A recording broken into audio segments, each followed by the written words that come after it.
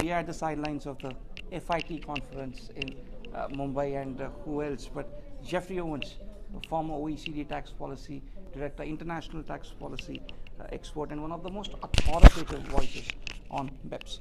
Jeffrey, everyone wants to know what is in it in the MLI for all of us, for the taxpayer, for the tax administrators, for the governments. What is in it? I think the great thing, what the MLI provides is speed of implementation, consistency of implementation, yes? That has to be in the interest of taxpayers and the tax administrations. We can't follow the traditional process of having agreement on changes to the model and then spending 10 to 15 years getting those changes in place, yes? And it's particularly important for developing countries like India because it gives you a way of updating your treaties very quickly in a short period of time, 2 years. It's not easy, there's a lot of technical issues involved in it, but at the end of the day... Can we come to the technical issues, Jeffrey? What are the 3 or 4 key takeaways from the MLI text? I think the key ones are, it's hard to say at the moment because a lot will depend on which reservations, what are the opt-outs, what are the opt-ins. Do you have a compendium of these will be produced? There are language issues, but all of that is irrelevant. The key thing, because that's where you have the larger picture is important. The larger picture is this is a good move, and if it's successful, what I would hope that this will become the model for future implementation of all treaties, not just related to BEPS and not just related to changes to the OECD model, to the UN model as well. So I'll come to that later.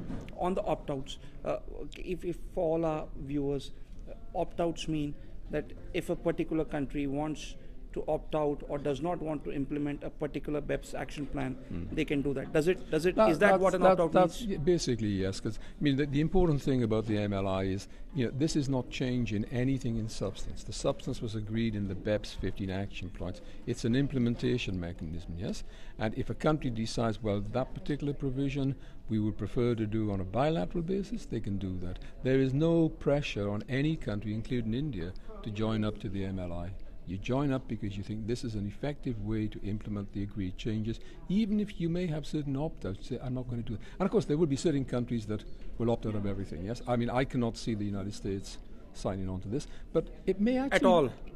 Not for the next 4 years, yeah? But maybe that's not a bad thing. Maybe it actually will be easier to get this underway without having a very large country like the United States. Can I phrase the question in a different manner? Can countries cherry pick? Well, and what does that mean for BEPS, for a consistent BEPS implementation? They can't cherry pick in meeting their minimum standards. They can cherry pick in terms of the way they do it. So if they decide not to do it via the MLI, they have to do it on a bilateral basis. So cherry picking is not the term I would use. It's deciding what's the most effective way you can implement changes that you have agreed to in the context of BEPS. Next 12 months, now that we have the MLI text in front of us, countries are expected to sign them in June 2017 in Paris. What's the way forward from there?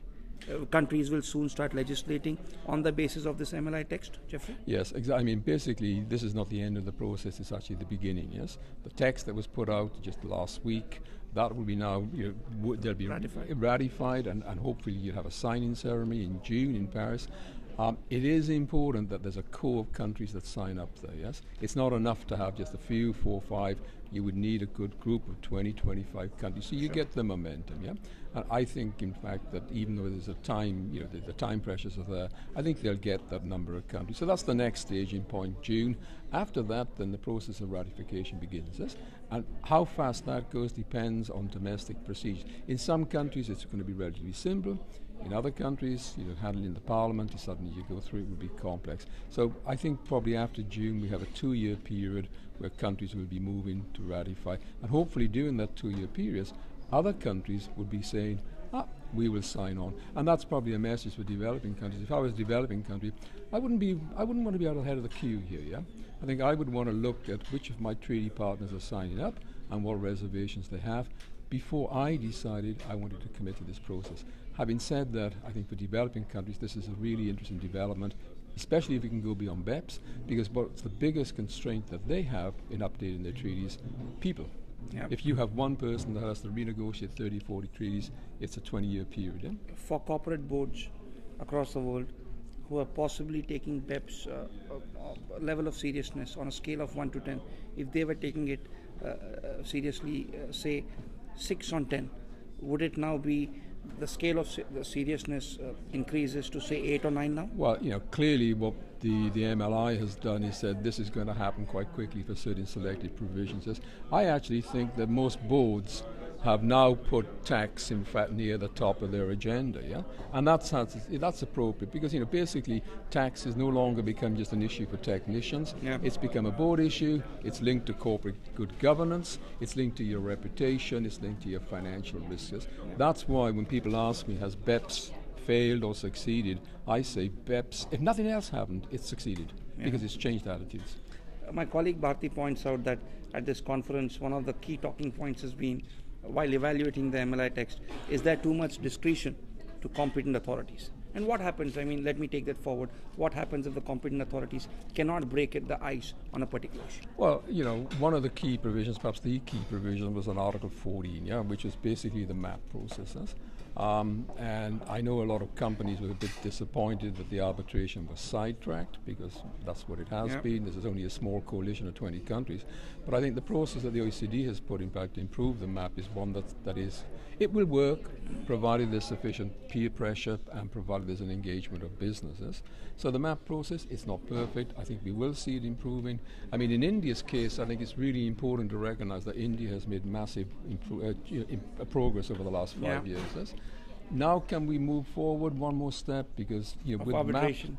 I don't use the A word. I use the mandatory dispute settlement mechanism. Negotiated settlement. A negotiated settlement, and I think that is the way to go. Maybe we begin with mediation. Maybe we begin with Justice Issua's the issue that was discussed this morning. His words should have been soothing to your ears. It was very excellent to hear that we can begin there. Yeah, he said that India should drop its reservation, should come forward and should encourage arbitration. And yes, but it will take time, and I'm not sure that a lot will depend. And you did give one good solution that you can have a UN United Nations panel of arbitration. I think you have to have a platform for arbitration where developing countries, not just India, have confidence in the integrity of the process, the choice of the arbitrators, a cap on costs, and the transparency. Yeah, and that is going to require a new approach. And I would like to see the United Nations take the lead in that because the United Nations has the trust of developing countries.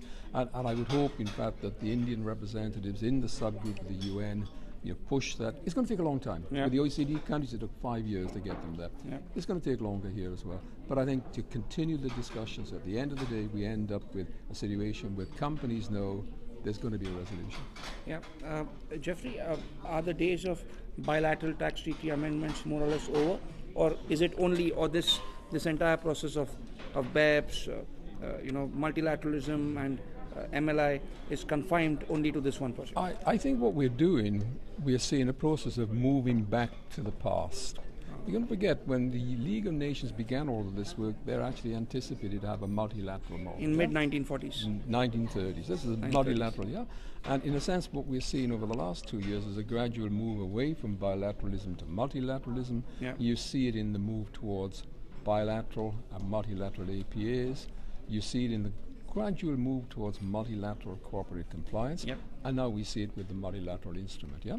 And so in a sense, we are very hesitantly, because the tax world doesn't like multilateral, we're very hesitantly moving from a situation of unilateral to bilateral to multilateral. That's a good thing, because if you think of multinationals, they are multilateral. Jeffrey, they don't think in terms of countries. When we talk of multilateralism, another word gets thrown about, especially from India and many other countries, is sovereignty. And you had the Indian Supreme Court in a very different context, while upholding the constitutional validity of the entry tax imposed by different state governments. A 9-judge bench, the majority judgment opinion authored by the Chief Justice just a month back, not even a month back, earlier this month, last month, and it went on to say that the power to tax is a sovereign power. And this is not in the context of BEPS, but just upholding the constitutional validity that the power of tax is up there. It's one of the most important rights that the state enjoys. And do you think that's any different in any other countries? Have you read the US Constitution? Have you read the South African Constitution? Every country protects, really fiercely its fiscal sovereignty, yes? Yeah. But at the end of the day, in a global environment, you have to be prepared to say, how do we have effective sovereignty, yeah? and effective sovereignty requires cooperation. Shared sovereignty? Shared sovereignty is exactly the word, yeah? Yes, that I like. It's shared sovereignty, and that requires an unprecedented We've coined a level new of term cooperation. today, Jeffrey. Shared sovereignty, I like it. That actually could be. Yeah, I mean, you put it with transparency. There's your two You'll give me the keywords. copyright to those words. 10%, Lauren, is it? Jeffrey, my last question. How can I leave without asking you this? You commented on the Brexit immediately after it happened. You were of the belief that it foretold what is going to happen in other parts of the European continent as well as in North America. That's happened in North America. The working class voters have revolted. The Rust Belt propelled Donald Trump to the presidency. So Mr. Trump is the president-elect. You're already seeing action from him to protect the interest of the working class voters. And Steve Mnuchin is the new U.S. Treasury Secretary. That's correct, yes. Who in the Trump administration. Everyone is waiting with bated breath to see who's going to replace Mr. Bob Stack. Yep. Maybe it'll be Mr. Bob Stack. What is in it? Yeah, with Mr. Trump, you can never predict. Will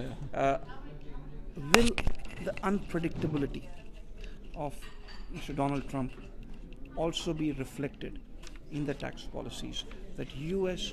could keep the world on tenterhooks? You know, one of the good things is that Mr. Mnuchin has recently announced that he's making tax reform one of his top priorities. Yeah. Perfectly consistent with what President-elect Trump has said as well. That's a good thing. So what do you expect him to do in the Well, 100 days? I think, in fact, that he will look, first of all, for solutions that both the Senate and the House will be able to buy into. That will probably require some modifications of the original proposals. Lower business tax rates? I don't think... Tax cuts for the middle class? Well, definitely you're going to see the corporate tax rate is going to be cut. I mean, the US is out on a limb at 35%, yeah? The only question in my mind is, does it go down to 15? 25?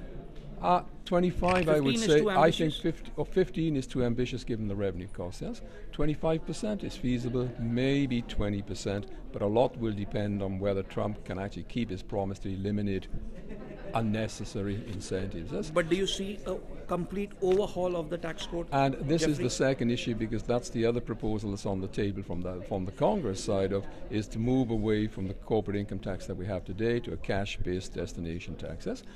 That is interesting, because if you did that, maybe a lot of the BEPS issues would disappear. Maybe the issues of deferral would disappear.